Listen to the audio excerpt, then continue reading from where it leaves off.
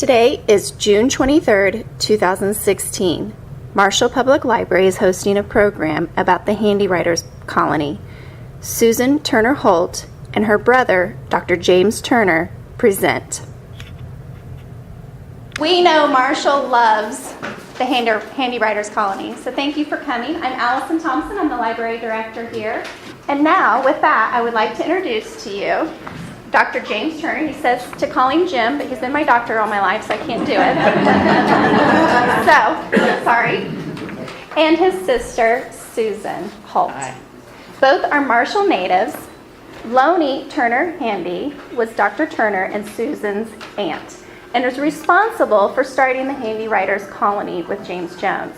Tonight, you are in for a treat as they share with you their memories of growing up with a rare insider look of the Handy Writers Colony.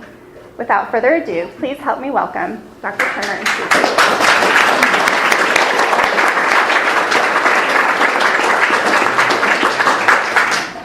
I'm Susan's valet, so I'm here.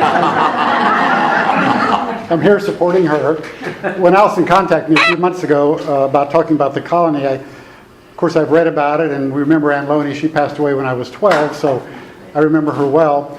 But actually spending time on the colony, I did as a young boy, but by then James Jones had left. He left in 1957, so I was only 5. But I spent time at the colony as other colonists came through. It didn't close really until 1963. So I swam in the ponds, ran around through the woods and the cabins and so forth. But then I thought someone who could give us a really great oral history would be my sister Susan, because she was actually there and spent a lot of time with James Jones and Loney. So I'm going to kind of go to her.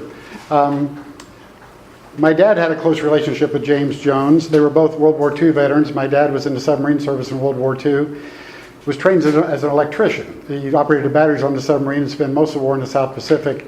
He and Mom got married in New London, Connecticut, while he was training at the sub base. Then he shipped out and didn't come home for almost 2.5 years. Our oldest sister Terry was 2 when he first saw her. So they had a similar South Pacific Navy, military background. When my dad came home, trained as an electrician, he had a job on the railroad, he told us, and he didn't get to come home. He came home on the Wasp, the aircraft carrier. By then it had been all shot up. Kamikazes had attacked it several times. He said when he came home on it, there were no planes on it, only enough food for 2 meals a day. Men slept on the deck, but nobody cared because they were coming home. And that was in October of 45. He had a job lined up in a railroad in Terre Haute, which railroads were booming after the war, of course. And so when he got over there, he looked at his first schedule, and they had him working December 25th, and he said, "I quit." And he said, "You haven't started yet." He said, "I haven't been home in 3 years. I'm not working Christmas." So he found a job at the Velsicol, and as somebody knew my dad, of course, Grandpa Turner was a sheriff involved in politics. Dad became Democrat county chairman eventually. When he tried to form a union out of Velsicol, my dad got involved, became an organizer, and eventually became a business agent for oil, chemical, and atomic workers. When that was his job, so it was like when James Jones built his house here that some of you have been through, my dad wired it for him. A couple of little stories with my dad and James Jones. When he left Marshall suddenly, and you can read a lot of different reasons why, but one reason may have been that our aunt with a Kentucky background may have chased her out of the house with a butcher knife. His wife, his new wife, which is probably true, he left his liquor to my dad. And if any of you have been to Jones's house, I was telling some people when I was in high school, Doug Quinn's family is one of our classmates, John and our classmates, lived in that house. So we ran all through there a lot. And they had upstairs was his workout room with a big bar and a secret closet. Pushed a button, the door would open. And that's where he kept his liquor. So when he left town, he gave my dad his liquor collection, which was extensive as I understand it. I'm sure they got through it eventually, my dad and Uncle Earl and several others. And he also had 2 carved naked women liquor canters, I guess, on his, and I have both of those. One still has the liquor in it. Where they came from, really, we have no idea. I didn't bring it with me, but Jim gave my dad a friendship bracelet. It said Jim on one side, Andy on the inside. And I asked my dad, when he left suddenly, did he ever hear from him again? I mean, they were kind of drinking buddies and hanging out and so forth. Never heard another word from him. Never heard another word until he read in the Chicago Tribune that he had died. No Christmas card, no anything. When he left, he left. I thought I would show you something. I'll pass this around. Probably none of you have ever seen. When Bill Clinton wrote his autobiography called My Life, it's about that thick if any of you read it, but I was reading it, this goes back probably 10, 12 years ago when it was published. He talked about, as you probably remember, President Clinton was a Rhodes Scholar. And before he went to Oxford, he stopped in New York and got hooked up with Willie Morris, who was an author. And actually, when James Jones died, his last book was not quite completed, and Willie Morris completed that book for him. Was a famous author in the 40s and 50s also. So anyway, it turned out that President Clinton, as a young, preparing to go to Oxford scholar, somehow got hooked up with Willie Morris because Willie was an Oxford scholar, a Rhodes Scholar. And spent 3 weeks with him before he shipped off to England to be his 2 years as a Rhodes Scholar. So when I read that, I thought, I wonder if President Clinton knows about the connection of Willie Morris and Jim Jones.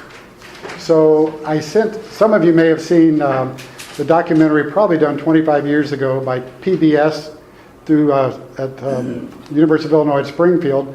My dad was in it, my mom was in it, I don't know if Susan was in it, but a lot of people here were, it was 25 years ago. But near the end of the video, Willie Morris is also in it also, and talks about his relationships with James Jones. So I thought, what the heck, I made a copy of the video and sent it to President Clinton. He was no longer in the White House, but sent that to him, and a copy of, Willie Morris wrote a book about James Jones, about his friendship with him, a small book.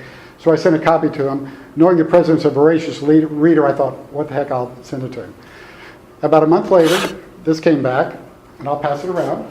Let me read it first, because Bill's left-handed. You know, I've had a chance to meet him twice. He's left-handed. But it says, "Dear Dr. Turner, thank you very much for the book and the video." So we obviously watched it. He said, "Willie Morris came to the White House to visit me not long before he died, and he discussed how much his friendship with James Jones meant to him. Sincerely, Bill Clinton." So I'll pass that around and people want to enjoy that. So, so anyway, enjoy that part of it. I'm going to turn things over to Susan, and we'll kind of go back and forth and tell little stories to remember about our parents and about the colony and so forth. I can remember swimming in the concrete pond. It was pretty dark by then. I was young enough, I remember I had to wear a life jacket. But I can remember the grounds and everything that was going on out there. And I can remember a couple of the later writers who came to our house. I think sometimes they'd had a little bit too much to drink when they got to our house. But I can kind of remember some of those people. But I'm going to let my sister Susan get started, and we'll kind of go from there.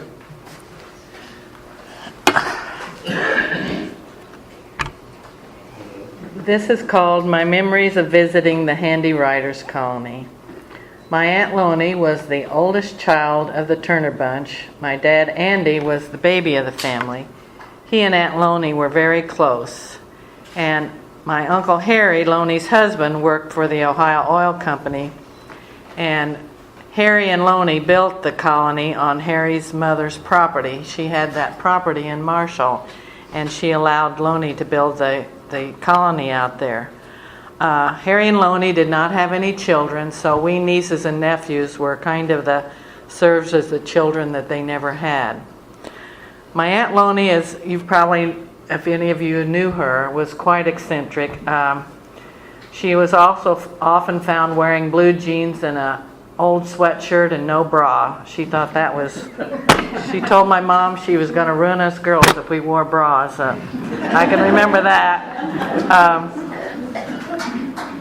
She also loved wearing turquoise jewelry, and I don't know if that came because of her, our distant heritage with the Cherokee Indians, but she would bring us back turquoise jewelry, but we kids were little then, and we didn't realize the value of turquoise jewelry from Arizona, and really nice turquoise jewelry.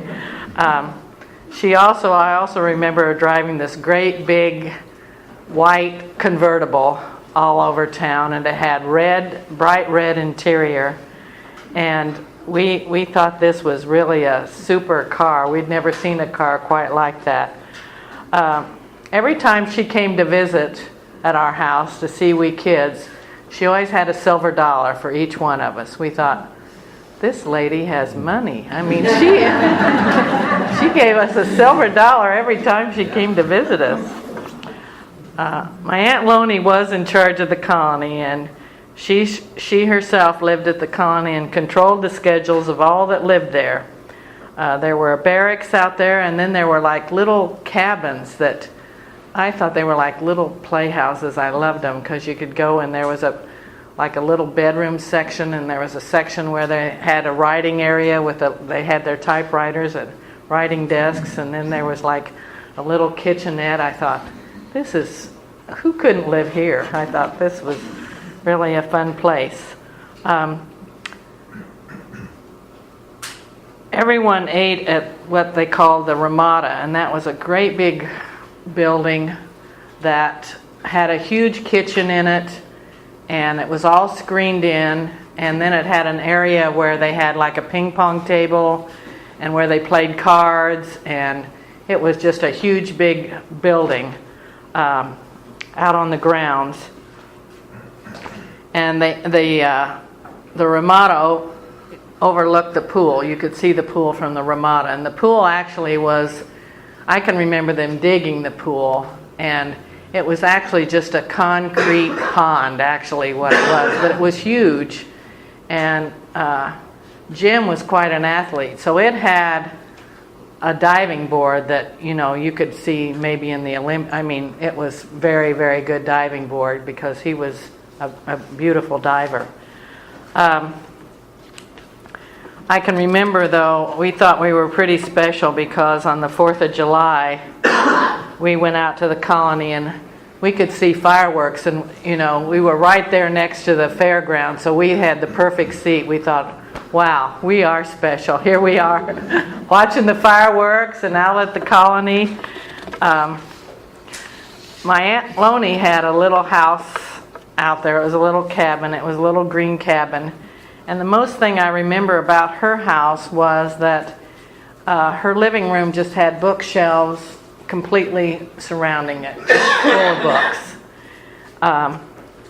We three girls were all taking dancing lessons at the time, and I know she would bring us books about dance and being a ballerina, and she had this little insert that she put in all her books, and it looked like a little fireplace, and it said, what did it say on it, Jim?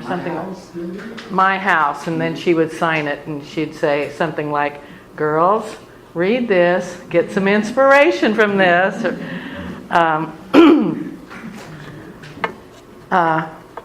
I can remember after my Uncle Harry died, my Aunt Loney became very, very sad. I can remember that, and that she only lived maybe not even a year after he passed away. And I can remember my mom was calling to see how she was doing, and called one day, and she didn't answer, and my mom and my Aunt Mary Jane found her in her bed, that she had passed away. Daddy and Jim Jones were very good friends. Dad worked at the Velsico, like Jim said, as an electrician, and when Jim built his house, Daddy wired it.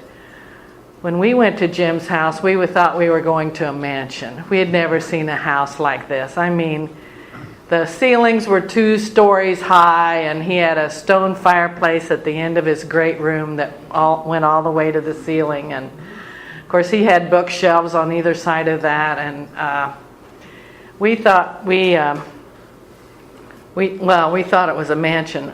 I remember we girls, when we saw his bathroom for the first time, I can remember coming out giggling because there was a naked lady etched on his bathroom shower door, and I can remember we girls, Mom. And is she still there? Is she still there? He also had a bidet, and we girls didn't know what a bidet was, but we loved to hit that flush and watch that little fountain come up. We thought, isn't this the neatest thing to have a fountain in your house?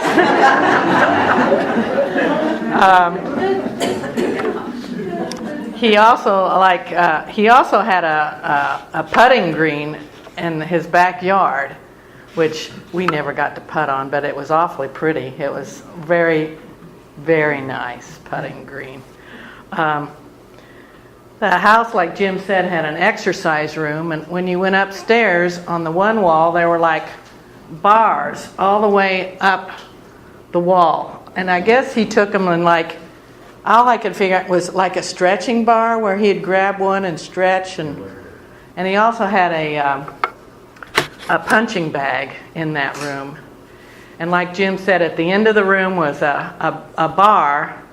And we girls thought, like he said, there was this secret button that we knew where it was, and we could punch it. And there was a secret door that opened behind there to this wall, and we thought it was our playhouse because there was a light that went on, and we hid back there. We would hide, and then Daddy would come and find us. He knew where we were.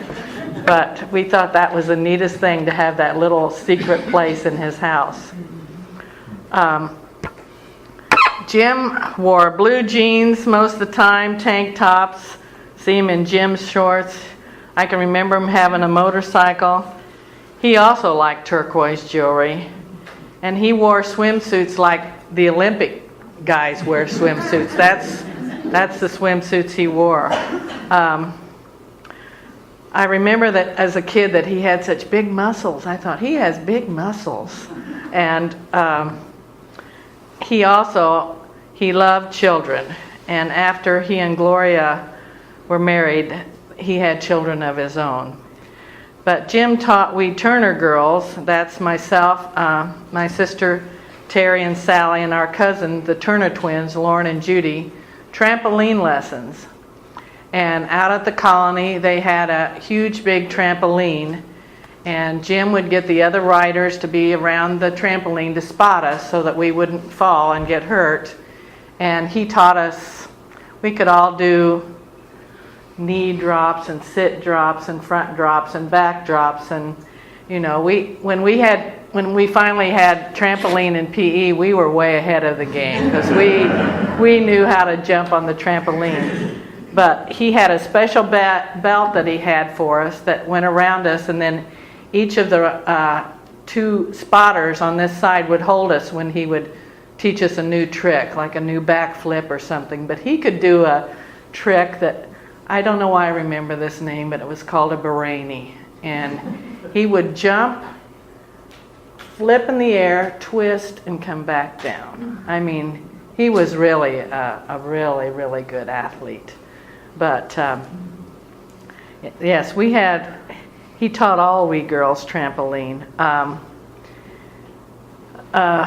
Let's see, I did that backflip, he did that. I'm trying to, as I said, they did build a pool out at the colony, and it was like a pond.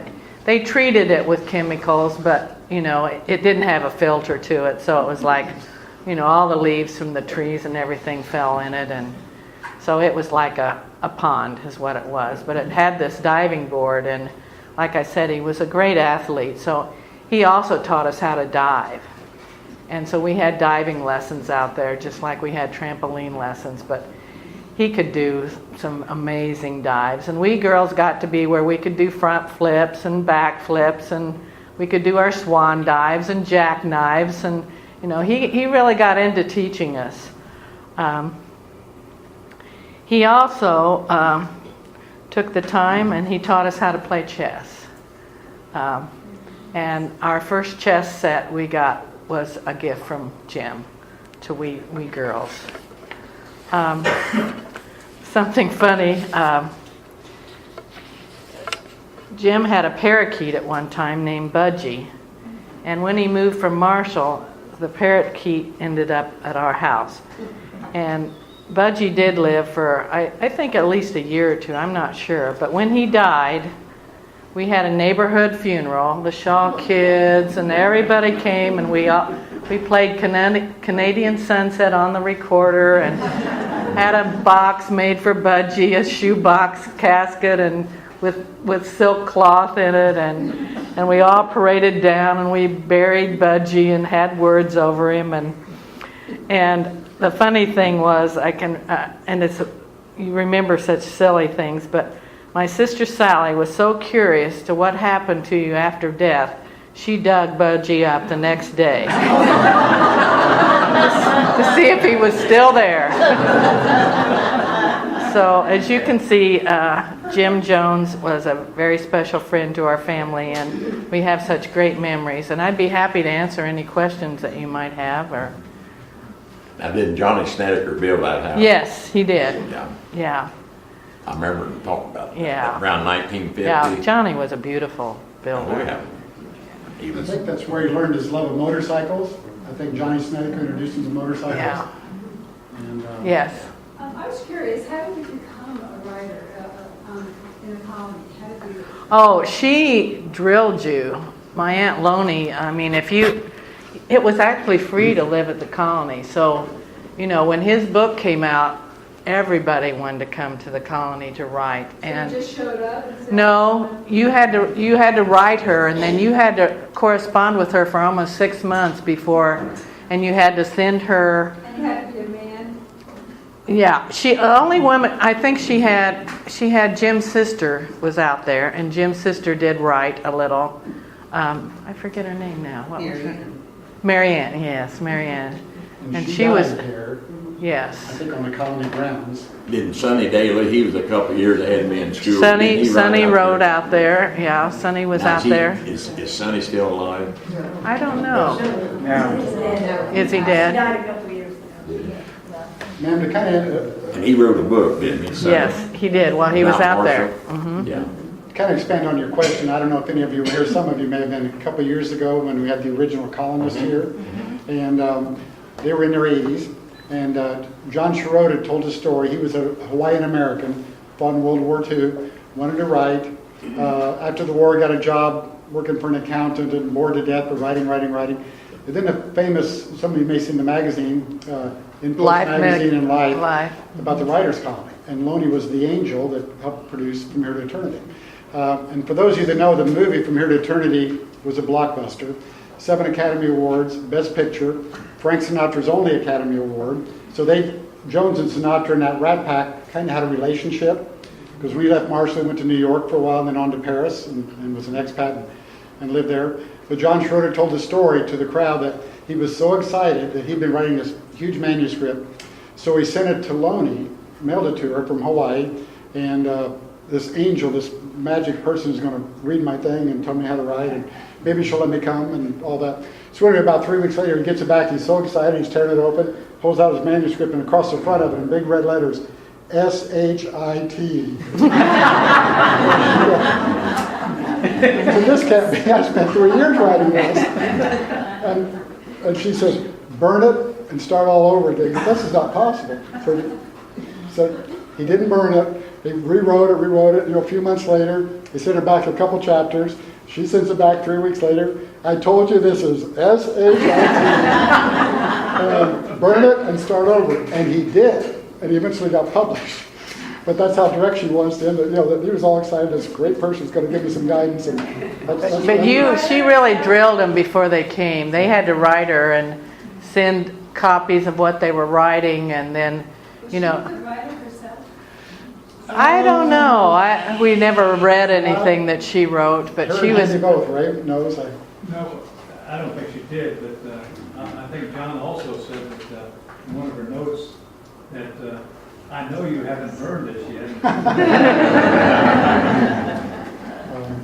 But that's what's sort of the interesting part of the mystique of the colony. Loney had no formal training. She didn't have a day of college. She had no journalism training. She just loved books, loved to read. And it was just this meeting of these two people kind of changed history in reality. She wanted to teach somebody how to read, to write. Jones was in trouble at that time, as you read his story. He was at Pearl Harbor when it was bombed, as most of you probably know. His father had committed suicide. His mother died when he was in the Army. He had no money to go to college. Joined the Army, which pre-war Army was not a very good place to be. Ended up in Hawaii writing, continuing to write. Was there when Pearl Harbor was bombed. Almost 5,000 soldiers killed, thousands wounded. Who knew what was going to happen? They were expecting an invasion of the island that night. They were all out on parole, just ready to shoot anybody that came up on shore. So the war started like that for him. Suffered terribly at Guadalcanal, wounded, injured, killed a Japanese soldier in hand-to-hand combat. Just terrible. The Pacific was terrible for him. And came back a couple different times, AWOL, drinking heavily. And Aunt Loney had a history of she didn't have any children, as Susan mentioned, taking in people who were down and out. a pregnant woman at that time, which would be rare, a lost child, so forth, and she kind of took those people in. So when Jones came home one time, he'd been drinking, he was AWOL, was in trouble. Jones's sister took her to Loney's house. And we said when he walked in and saw these wall-to-wall books, he sat down on the floor like a little boy and began to read, and sort of developed a relationship. Jones was able to get an honorary discharge. Some people have hinted that our grandfather helped him with that. I don't know if that was ever true or not. Grandpa Turner, as some of you probably do, was the county sheriff here, 2 terms in the 20s and 30s, and then was a state representative for 3 terms and was in the state house at that time. And whether he had any role in any of that or just took care of himself, don't really know, but he may have, you know, had a little bit. But he deserved his honorable discharge and so forth. And then the original manuscript of From Here to Eternity, our family had it for probably 15 years. It was in the bank here. It was this thick. And my mom and dad have pictures with it. And they sold it maybe 20 years ago to the University of Illinois. It's there now. And shortly after Loney died, they developed a scholarship for her. And it's still at the Marshall High School. There's a Creative Writing Award every year given out since the 1960s. I've been fortunate enough to kind of help give it. And they took that money from that and put it into that. But I think it's $200 a year, but it still existed for over 40 years of a little Creative Writing Award and so forth. But the manuscript was this big. And one of the stories about the manuscript when it was first submitted to Scribner's, this is 1951, 52, so things were pretty conservative, you know. Too many dams and hells. What the word came back. I don't know if you ever heard this story, but my dad was involved in it. So he was angry. This is how soldiers talk. This is wartime. People are dying. And they sat around. Dad was involved with it a couple different times. They're all drinking, going page by page. Eventually, they had to take out over 300 dams and hells. And they got them out and got it resubmitted and so forth. But they sat around and drank, and every one of them, Jones, he argued on every one of those dams and hells, but eventually, got published. At one time, it was the number one, Ray may know better than I, but the number one most widely read book in the world about World War II written by a soldier who was in the war. That's how big it was. And my dad told me that the first time that Jones saw From Here to Eternity in a movie theater was with my dad and my Uncle Bob Mott. And they drove down to Robinson to see it. And when they came out of it, they thought, no, that was pretty good. They went and had a few drinks later at the Moose Lodge. But they didn't come out of there expecting this is a blockbuster. They all thought it was a good movie. But that was the first time Jones technically, because he helped him out in California with the movie. But the first time he ever actually sat in a movie theater and watched it was with my dad and my uncle. And they thought it was pretty good, but didn't think it was going to be what it was. Do you know if your handies came from the handies at Fort Handy at West Union? I don't know anything about Harry's family. I don't either. Right? There were a few other words besides Dam and Hill.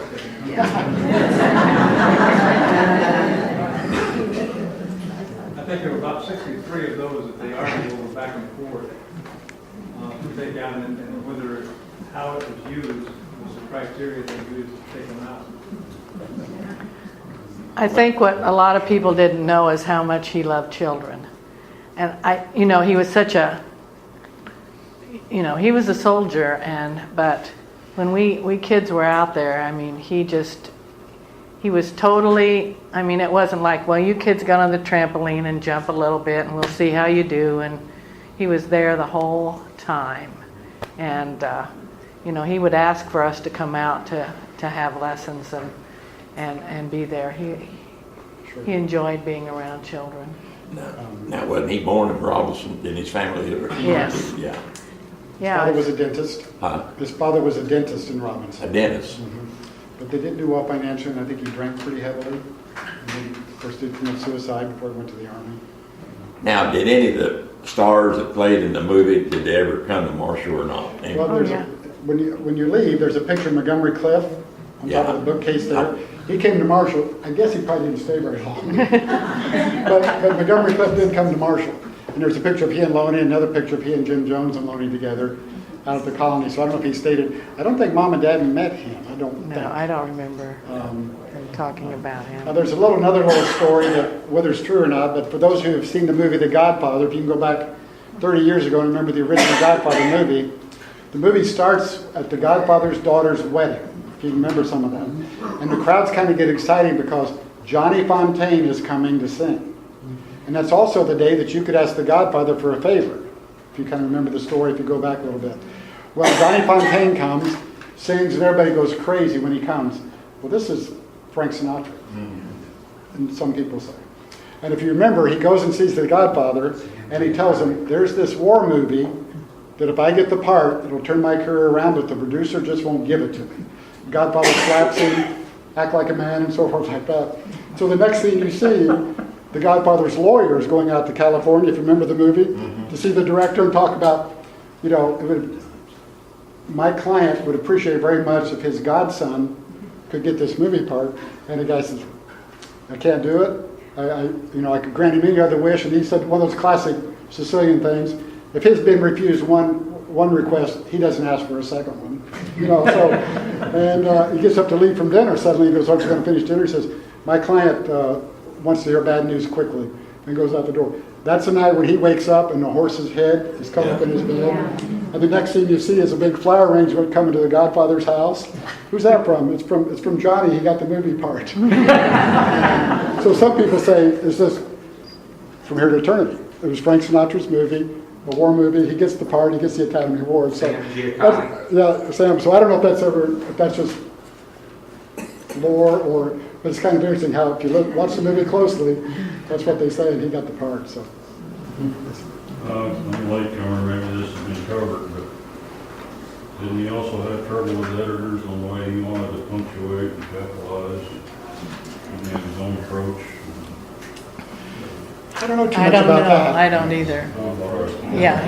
He didn't, like Kent, there was no apostrophe in there, C-A-N-T and don't D-O-N-T, those kinds of things, so you were accurate with that.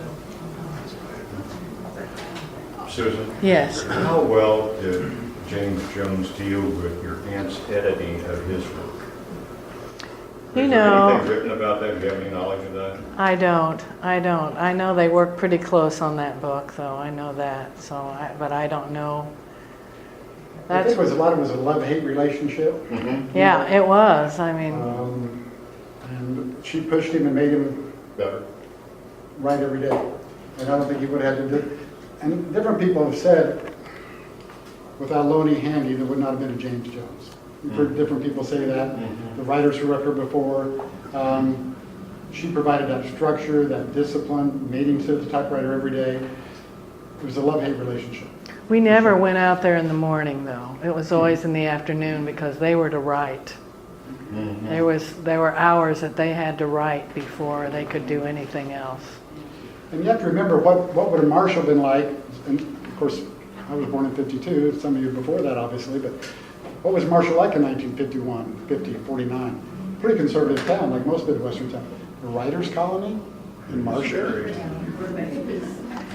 Yeah, you weren't allowed to go around. I mean, I can remember we can't go back. We can't go over there. Our moms won't let us go around that. This is a nudist colony. Yeah. These guys are running around in shorts all the time. And they're coming, they're going, and she let them run to Terre Haute maybe one night a month to get in trouble. I'll just leave it at that. And then get back to start writing and so forth. She had a black colonist come. Unusual at that time. They talk about Squab Wilson. Anybody know Squab or remember that name? Yeah. He used to cut my hair. And they even talked about Grandpa Turner when he got his election the first time he ran. That's where he got his election returns. He was at Squab Wilson's barbershop to get the election returns and so forth. But how strange was that in Marshall and so forth? Had these strange men coming in and out every year, milling around out there. Jim Buechler, Dr. Buechler told me a story about Jones that his dad owned a couple restaurants in Marshall. And one across from Tom's, I don't know what it was called, because he had one out by the highway, I think. But Raymond, named after him. And but Jones came in there one time. He told me with just little black, like the Olympians wear, and a gun, 45, and he had on some shoes, and that was it. Just little tiny, and a gun and shoes, and came in to sit down, no shirt or anything. And Jim told me his dad said, "Jim, you can't have that gun in here." He didn't care to have a shirt on or nothing else. He said, and he told, "I can't serve you if you're carrying a gun like that." which is kind of a gutsy thing to say. But anyway, he left, and he dined there another time, but he walked out with, took his gun out. But he didn't care if he didn't have a shirt or anything else on, or almost no clothes, but got to take the gun outside. Probably everybody knows it, but I think there's 4 times over in the library that Jim Jones has an article about Marshall. It was a series they had called My Favorite Place. It's in the display. Was that right? Okay. So if you haven't read it, it's kind of interesting just taking Marshall. I think it's real. I guess after Jones moved to Paris, they had a big, I've never seen it, I don't know if anybody's ever, we went there once, we never went to where he lived, but quite a home there on the river, and I guess this was the party place when Americans came to Paris. Even Bobby Kennedy was there. If you were actor, singer, dancer, musician, whatever, in the arts, author, Jones's was where the party was. And he had I think it came from a church maybe, sort of like,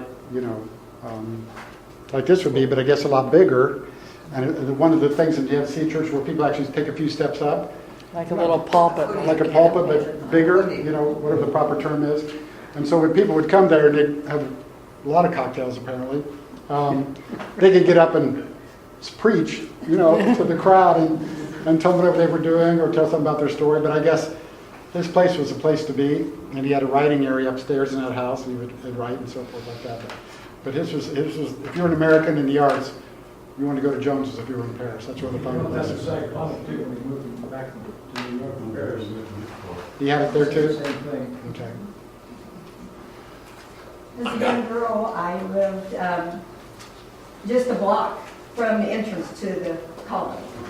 And my parents were good friends of your parents. Sure. Kyle's. And my parents told me never go down that road. The kids would walk down there and look down that road and wonder, what is down there? Never go down that road. Yes. Okay, do you have any stories about any of the other authors from the colony? The other person I met mostly, and Ray knows it more than I do, but probably Don Sackrider was really the first colonist, truly, I guess. And Don stayed at the colony for a long time. Never really published. I don't think he ever really wrote. Eventually became an international airline pilot. Had a very successful career, very successful academically. Some of his writings are in there. Okay. And Don, they all talked about how big an influence Loney had in their life. And they eventually kind of parted ways, and she knew she couldn't make him write, and he couldn't write, and he eventually went off and had a whole nother career. But I remember Tom Shamali. I think that's how you say his name, isn't it? I can remember Tom Shamali.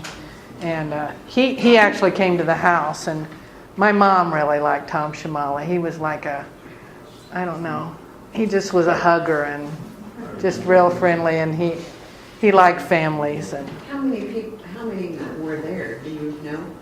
at the colony at different times, As many as 20 maybe, altogether probably. Usually 3 or 4 a year would come. And but you had to submit things to Loney, and it was not a great place to be. I mean, it was a Spartan life. I mean, they did small worked breakfasts, too. small lunches. She made them work in the morning, cleaning up around the place, doing things. And so it was not you were serious about writing if you were going to stay there, and she'd look your things over each day and all that. That's sort of a different technique too. She didn't want the other colonists talking to each other about their work. Mm-mm. She thought that would mess them up for some reason. And again, where did these ideas come from? She didn't have any formal training. Never did she any had writing them herself. copy things all the time. Did Sonny Daly write the book he wrote about Marshall? Did she help him on that, or did he write it out there and all? He was out there for a couple of years, so I would assume she would have. I think he did. Helped him. And in '74, I was over in the hospital at St. Anthony's with pneumonia in February, and Ed Daly was over in the hospital. I was over 19 days or 20 days. But anyway, the nurse was talking about Ed Daly was over there. I said, well, boy, his son wrote a book about Marshall, and if you grew up around Marshall, you knew who they was talking about. Sure.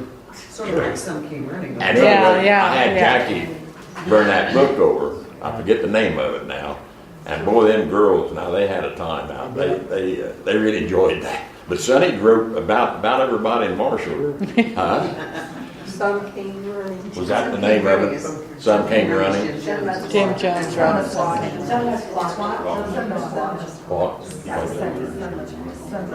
the name of the book that he wrote? Some Must Watch, or something like that. I'm not sure which one that was. Some of you might have, after he left Marshall, of course, he continued to write. Some of you might have seen the movie The Thin Red Line. Yeah. It came out about 15 years ago, nominated for an Academy Award about the Battle of Guadalcanal, which was a terrible battle and so forth like that. But again, another book nominated for an Academy Award for Best Picture. And I think Best Actor.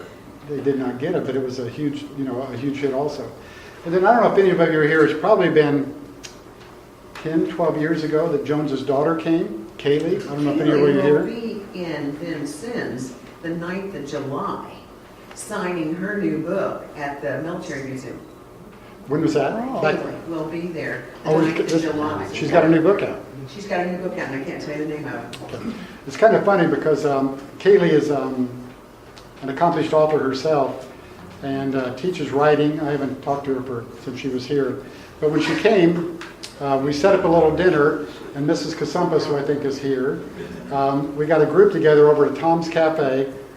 Mrs. Kasampis, Bill and Kate Needling, Jenny and Omer Schaller, myself, my older sister Terry. We had dinner over there before she came and spoke, so she could go to Tom's and see where her dad ate all the time. And he was right. And so Mrs. Kasampis told a lot of stories about what Jim when he came in, but that was his main hangout as a place to eat. She enjoyed that. She'd written a book when she was here. She was talking about Soldier's Daughter Never Cries. That book, I don't know if you ever know about Roger Ebert Film Festival in Champaign. It's kind of become a big deal. It's probably been going on for 20 years or so. Ebert was a U of I graduate. Of course, he's passed away. But the Ebert Film Festival, they picked films that he thought were really good, but never got much national acclaim. And her book was turned into a movie. Kind of about their story living in France and so forth. And Chris Christopherson played her dad in this movie. So Roger Ebert picked that as one of the movies. And Chris Christopherson came to Champaign, and the school went crazy when he came, a big star coming to the university. So she got quite a bit of interest in that. It's kind of interesting that when the thing I showed you about President Clinton, I wrote him a letter, about the whole thing, and I sent a copy to Kaylee. She was in the James Jones Society, and then when I got this letter back, I sent copies of it to her, and I thought this is going to be a big deal, and I'll probably put it in the James Jones Literary Society newsletter, but they never did.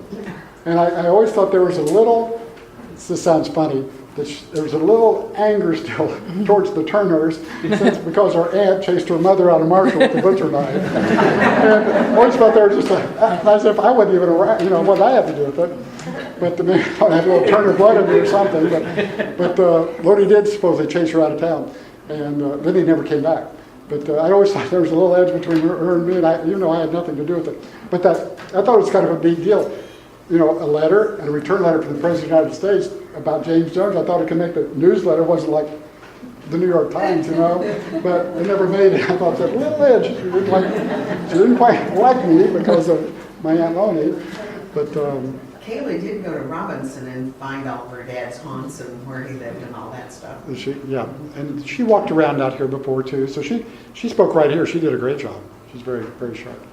She wrote a book, The Lies My Mother Never Told Me, which tells the story of how they lived in Paris. Yes. And then after her dad died, how she took care of her mother. Right. It's quite a story. You were speaking of Tom Smollett. I remember my husband Bill talking about him, but I don't remember him. I just remember he was a hugger. I don't know why. Isn't that funny what a kid remembers? But I just remember he liked being around the family, and my Smitley family was a hugging family. That's and where you got so it. he fit right, Tom Shamali fit right in. So I just remember that about him. Isn't that funny what kids remember? I don't remember that much other about him, but... Here a while back, I read that article in Advocate about the writing about people in Marshall known as Ralph Warren Pavo's wife, Ernest Ohm's daughter, Jones, had ordered a new red Chrysler convertible, And she delivered it out there, but she drove it, as a young woman, she drove it around town a while before she took it out there. I enjoyed that part. It was a red Chrysler convertible. Okay. I don't know what, didn't say what year, but they bought it off of Preco. Is that right? You probably remember the car, I maybe. remember Loney's car for sure. Yeah, Loney had a white And I think convertible with red bought that. interior. Didn't we have that car for a while? I don't know if we did. I just remember it being around the house a lot. We have a picture of our sister and Andy when he was little climbing in, and Terry sitting there waiting on him to get in. Had to be about 2. It was a Buick, wasn't it? It was a white Buick convertible. Well, I remember growing up in the 50s that the Connolly was a conversation at the breakfast table every morning. Sure was. You know, Sure. Yes. I'm Mary Ellen Kasam' daughter. Oh, I okay. was not raised in that house, but my youngest sister and brother were. And my brother absolutely loved the hideout. Okay? Because he just thought that was Cat's I know. And also, the garage was detached from the house, but it had a ginormous chimney, all right? And there was a room off the back of the garage. And my dad got my brother Billy everything a little kid would want was a pinball machine. And he and his friends would come over and they'd play there in that room back there. And I said, Mother, that room is so hot. It doesn't have a window in it. You know, I think those kids are dying back there. Do you know why it didn't have a window? It was a fireproof room where he would put books and manuscripts in when he would leave, so that nothing would ever get destroyed should something happen to the house. I never, you know, and there were other things. There's this big picture in the gymnasium upstairs, and after Mom and Dad bought the house, I don't know, I went through it with Marita one time, and of course Marita didn't do everything. And I said, Mom, that picture isn't just a picture. Okay, so we had to get a ladder. And we went and swung that picture open over the bathroom up there, and it was just a big open space, but it never locked. But downstairs, at the end of every bookcase, all right, Mom didn't know this, but I was kind of... The lady before Mother had put wallpaper on the ends of the bookcases. But if you peeled the paper back, because kids do that, they were glass, all right? And every door had a key. And wherever he would have gone and brought something back, he would put it in there, lock it, but it would be visible to you from the end where the glass was, where you could see it. And it was a mansion because the master bedroom had 2 full-size beds. At this end, it had racks for shoes and coats and whatever. And at that end was the sitting room where you could sit and read. And of course, you know about the bathroom, okay?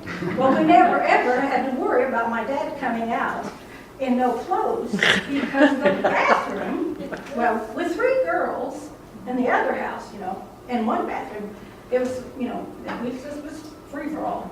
So anyway, there were drawers for all of these underwear and all that kind of stuff in the bathroom, okay? And it you know, and the bathtub was burgundy, all right? And it was square. And the bidet, my children had a riot. They thought it was just as everyone else said. And it had a balcony upstairs that you went out of from the upstairs, and you could view the trees and the fireplace. And my sister Kathy got married there, outside in front of the fireplace. And her friend who played a guitar and a flute, they played the music up there. And then people were all seated in front of that fireplace. Oh, and nice. also, boy, would the NRA have got him, because at the top of the stairs, there was a gun case as long as from where you're sitting to over there. So I don't know, he must have had a few in there. So it was a very interesting, and there was a little door down at the bottom of the fireplace on one side. And the door came from, what place in Terre Haute? His favorite. The Terre Haute House. The Terre Haute House. There was a little door that was hand carved, but then he had another one on the other side that had a glass door that he put something in. But it came from the Terre Haute House. It didn't come from the Terre Haute. Oh, it did? Where'd it come from? I know this because years and years ago, when they were considering refurbishing the Terre Haute House, they had a guy from Chicago come to the house and look at the lion doors. And he said, no, these are not from the Terre Haute House. They are actually from a bar that was kind of around the corner, down the way. But that doesn't take away from the beauty, because the lions' heads are carved on both sides of the doors. And they're gorgeous. The bricks in the fireplace. Everything she said is still there. Billy showed me. One of the bricks you could lift up, and there's like a little plastic storage or something in the fireplace. There were probably things I that... remember the door that slid open and all that stuff. Oh, you mean upstairs? Yeah. Our neighbor Sam Treadway laid the stone. Oh, for the fireplace? Treadway laid the stone. Well, it was a very special place. And, We have certainly enjoyed this. Thank you so much for coming and sharing.